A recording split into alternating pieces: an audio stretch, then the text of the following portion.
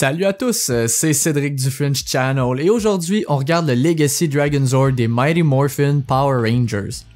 Ce Zord, introduit en même temps que le Ranger vert, a eu droit à son jouet dans les années 90, mais il s'est fait refaire une beauté pour cette version remplie de die-cast.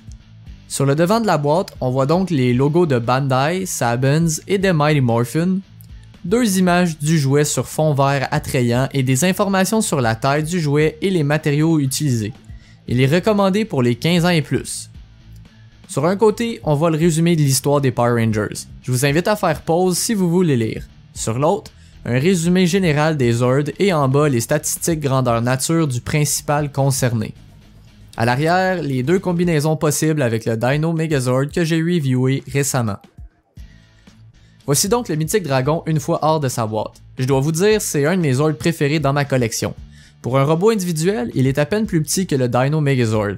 Son poids est considérable, preuve de la quantité de métal utilisé pour le fabriquer.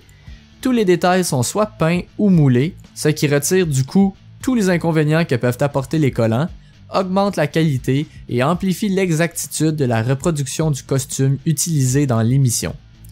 Le rouge, le vert, l'argent et l'or sont tous issus de peintures métalliques vraiment belles. Les décalques et les symboles sur la tête, le torse, la taille et les jambes sont très bien intégrés au jouet. On peut bouger la languette sur sa tête et ouvrir légèrement sa gueule si vous n'avez pas peur de ses yeux flamboyants. On peut monter et descendre les bras et les mains, puis faire la rotation de ces dernières. On peut également déclipper les épaules pour les bouger vers l'extérieur, ou tout simplement les pivoter vers le haut ou vers le bas. Ça offre non seulement de la jouabilité, mais ça permet également d'offrir plus de prestance aux poses de présentation.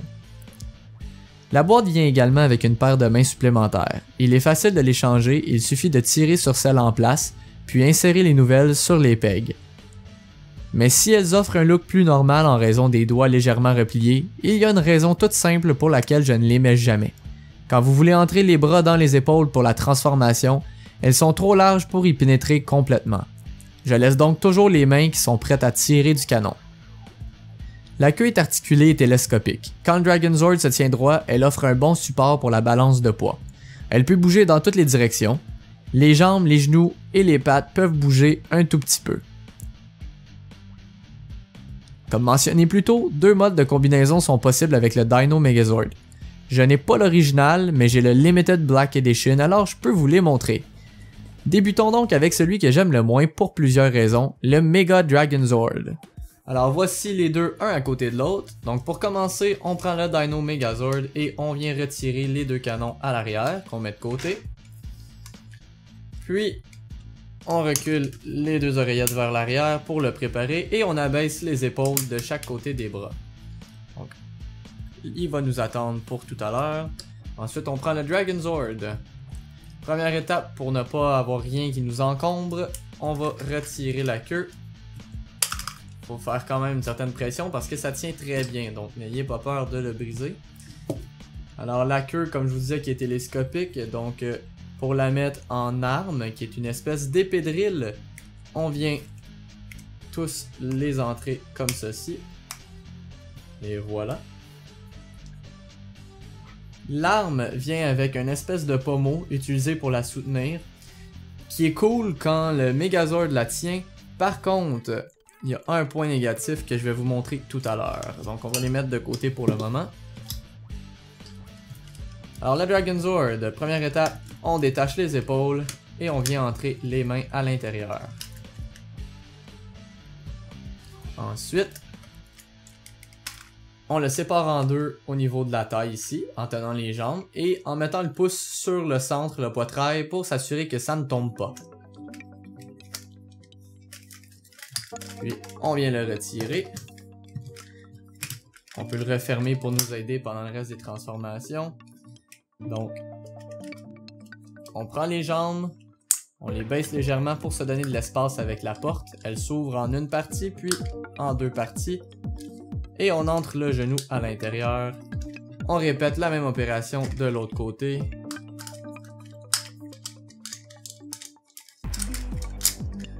Faut faire attention, comme ces deux pièces-là sont en métal, ça fait beaucoup de poids qui essaie d'aller vers le bas. Donc c'est pas nécessairement ce qu'il y a de plus stable. Alors faites bien attention quand vous le tenez. Je mets toujours mes pouces comme ça avec mes doigts à l'arrière. Alors. Parfait. Alors pour vous montrer ce qui est un peu plate avec l'arme, on prend le poitrail, on l'étire, comme ça. Puis on prend la queue, il y a un peg, et il suffit de venir l'entrer comme ça. Et on prend le pommeau, on vient mettre dans les deux trous en bas. Alors ça fait quand même une arme assez géniale. La seule chose, c'est que les pattes du pommeau ne sont pas égales. Alors ça ne tient pas tout seul. Donc quand il n'est pas dans les mains du Megazord, il faut l'accoter quelque part parce que sinon ça tombe. Alors c'est un peu plate, j'aurais aimé une base un peu plus grande, un peu plus longue pour tenir quand on fait la transformation. Donc on reprend le Dragonzord et on le sépare en deux. Comme ceci. Vous voyez que c'est assez malléable. On prend le Dino Megazord. Et on vient insérer la tête du Dragonzord par-dessus celle du Dino Megazord. Comme ça. Vous voyez, quand je disais qu'il y avait du poids, c'est ce que ça peut faire. Alors, on le remet.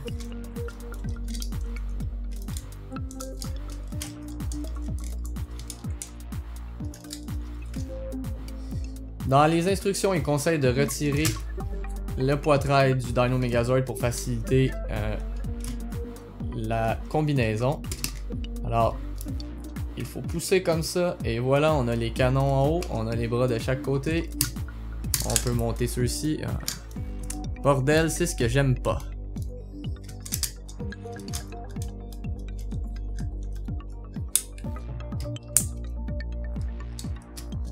Comme ça pour que ça tienne mieux. Et à l'arrière, il y a une petite clip qu'on peut venir réabaisser juste pour faire un peu de soutien et on monte la queue du tyrannosaure. Et voilà, vous avez le Mega Dragonzord. Quand je dis que c'est celui que j'aime le moins, ben en premier c'est à cause du look. Il y a deux têtes, il y a deux espèces de sets de bras. Je sais que dans l'émission, ça fait une combinaison très puissante, mais c'est celle que j'aime le moins. En plus, c'est celle qui présente le plus d'instabilité. Comme le Dragonzord est fait en métal, même si le Legacy Dinozord est aussi fait en métal, il y a beaucoup de poids. Donc, vous pouvez voir que c'est pas très solide. Au niveau ici des pattes du Dragonzord, ça peut facilement tomber. Donc bref, ça c'est vraiment simplement pour la présentation si c'est un mode qui vous plaît parce qu'il y a très peu de jouabilité avec ce mode là. Évidemment, j'ai oublié de remettre en place le poitrail. Et voici de quoi ça a l'air une fois terminé. Passons ensuite à celui que j'adore, le Dragonzord Battle Mode. Donc, si on repart des deux modes initiaux, je vous ai épargné la séance où j'ai défait le Mega Dragonzord pour les remettre comme ça. Quand je vous disais les points négatifs du premier mode, c'est aussi le fait que j'ai l'impression que tout va casser quand on le fait et on le défait. Donc c'est pour ça que bon, je le fais pas vraiment, je l'aime pas tant que ça. Alors je le faisais simplement pour vous le montrer. Repartons donc d'ici, j'ai seulement pas remis le poitrail au milieu du dragon, je l'ai laissé avec l'épée à l'arrière parce que de toute façon il faut le refaire. Alors, ce qu'on va faire, on va commencer par retirer le ptérodactyle du torse. Ensuite, on vient défaire les bras du Megazord en défaisant de chaque côté des épaules, les clips, puis en déclippant au niveau du dos. Oh, c'est vrai, il faut d'abord enlever la queue du tyrannosaure. Et voilà. Alors, on a les bras ici. On enlève les jambes. Comme ceci. Alors, revenons au sujet qui nous intéresse. Donc, ce qu'on fait... Alors, avec le Dragonzord ici, on vient étirer les épaules et on vient les refermer vers l'avant. Ça se fait très facilement. Il y a des clips en haut, en bas. En bas, je la vois pas, attendez. Et voilà. Donc, c'est fermement clippé à l'avant. Ce que vous faites pour les jambes, la même étape que tantôt. Alors, je vais le refaire ici. Puis, on a des pegs de Zord Builder juste en bas ici, derrière les genoux, on vient insérer les jambes du Dino Megazord.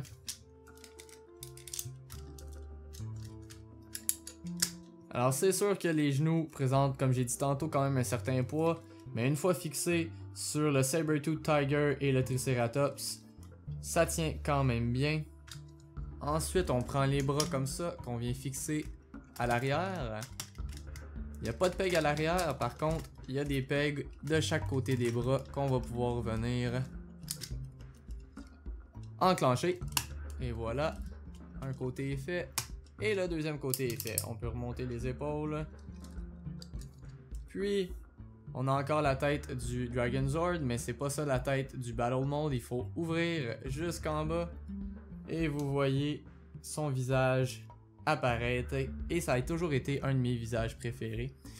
Donc, tout ce qui reste à faire, c'est de prendre l'épée drill qu'on a ici. Ouvrir la petite porte, sortir un peg qui permet d'aller mettre dans la main. On lève un peu le bras droit. On baisse un peu le peg. Et on vient l'insérer à l'intérieur. C'est toujours un peu dur, faut forcer un peu, mais une fois que c'est en place, ça tient très bien. On le baisse.